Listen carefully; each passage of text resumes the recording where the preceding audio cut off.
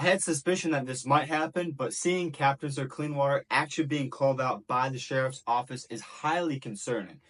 In the last week, the Hendry County Sheriff's Office made this post essentially alleging that this violent rhetoric that's arisen against U.S. Sugar and whatnot is because of Captains for Clean Water in their factual, logistical, and common sense approach. What the statement from the Sheriff's Office says is, recent posts by Captains for Clean Water have fueled hostility and provoked violent rhetoric, putting our citizens' safety at risk. Their actions have even inspired some Floridians to issue threats to public officials, warranting the attention of law enforcement. Let me be clear, threats of violence are not protected speech. By creating an environment in which people feel emboldened to attack elected officials, the Captains for Clean Water is promoting danger, not solutions.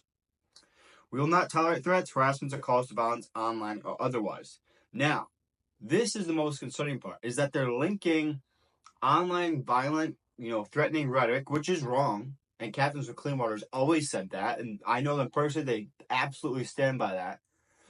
What they're alleging is they're tying that directly to Captains for Clean Water, which is they didn't give proof that it was directly from them. They didn't give sources that it was directly from them. They didn't give screenshots of people saying, well, I saw this from them, I'm doing this. None of that. And even more concerning, in an article where they interviewed the sheriff, he said, it was brought to my attention by U.S. Sugar, and they were concerned for the safety of their people.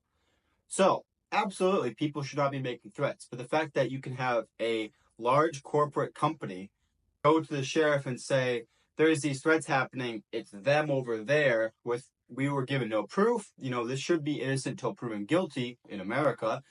And then the sheriff's office immediately turns around, and this isn't a light thing of saying, please guys be nicer online. This is from the sheriff's office. It's a direct statement where they reference Captains for Clean Water twice in their statement. And by that direct lineage there, that was directed by U.S. Sugar, is a highly concerning thing, especially when we look at, what Florida Keepers really stands for, and what I think is a larger problem in Florida that we're seeing is, in this free state of Florida, we should have the ability to critique, whatever development ties there are, wildland development ties, corruption in our government as it relates to conservation and wildlife. And when we're seeing stuff like this, when we see meetings get cut short, when we see meeting locations change, when we see people get shunned out of the room, people get told to leave the public comment, things like this, rushed public meetings, things where little information is given to county commissioners and it's rushed through, all this stuff really adds to a less informed public, a less free process, a less democratic process in this representative democracy, in this republic that we have. And in Florida, you would think, Florida's free state, people, that's what we're really known for, is freedom, freedom, freedom. And when individuals and groups write to speak freely, to express those freedoms, that enhance what we can do in the public sphere, and when that's attacked, that is highly concerning. Because a core part of Florida Keepers, in order to have a wild and free Florida, where it's wild and free, where we can be free to have more wild, where we can push for more wilderness, where we can push to not have the land developed in our backyards, where we can push not be priced out of our own neighborhoods, this is crucial, this freedom part. Our founding values, our founding principles, the Declaration of Independence and the Constitution. And mind you, this book here, I love this book. This is Conceived in Liberty by Murray Rothbard. And it really is a great, this isn't a book review, but it talks about just how it was hundreds of years prior to 1776 where this brewing of freedom and liberty was actually happening. When you had privy councils being set up, you had, obviously we know about taxation without representation, but you had so many things that really pushed in this idea of can we have a more free republic? Can we have a group of people institute their own government, live in a free way? And this was something that was fought for hundreds of years. It's something that, our forefathers have fought and died for. This is something that we've had many wars since. This is things that we've fought for overseas and lost millions.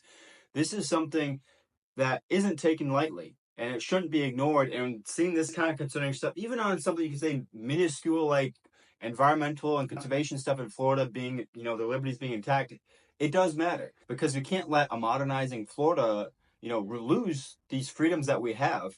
And even in our own Declaration of Independence, which we all know the passage of, we hold these truths to be self-evident, that all men are created equal, that they're endowed by the Creator with certain inalienable rights. Among these are life, liberty, and pursuit of happiness. That to secure these rights, governments are instituted among men, deriving their just powers from the consent of the governed, so on and so on. But part of the Declaration is kind of forgotten about or glossed over is the reasons why it is important to stress this freedom in a civic way. These were the grievances at the end, and a few of them are, and this is in reference to the King of England at the time, King George III, he has called together legislative bodies at places unusual, uncomfortable, and distant from the depository of their public records for the sole purpose of fatiguing them into compliance with his measures. Another one, he has made judges dependent on his will alone for the tenure of their offices and the amount and payment of their salaries. For abolishing the free system of English laws in a neighboring province, establishing therein an arbitrary government, enlarging its boundaries so as to render it once an example and fit instrument for inducing the same absolute rule into these colonies. And this freedom stuff isn't some patriotic trope or something to blast about on July 4th. It is something that applies to our daily use and daily life. And if we cannot have the conservation, wildlife, environmental, however you want to call it, emphasis in Florida, when we want to preserve Florida, when we want to have Floridians enjoy their backyards, enjoy their recreation opportunities, not be priced out by new developments. These are important to stress that things like this, with the sheriff's office going after for captains for clean water, is unbased. Yes, going after threats. Yes, going after people that dox, people like that. Absolutely. And we encourage that at Florida Keepers. And Florida Captains for Clean Water, I assume, can also encourage that. But when you link a group with unproven claims and you do it at the apparent direction of a massive conglomerate that has control over the Everglades in Florida, the historic Everglades, that's where it gets concerning. And that's something we definitely don't want to see going forward, because that could really, really take away what it even means to be Florida, what it means to be a wild Florida, and what it means to be a free Florida.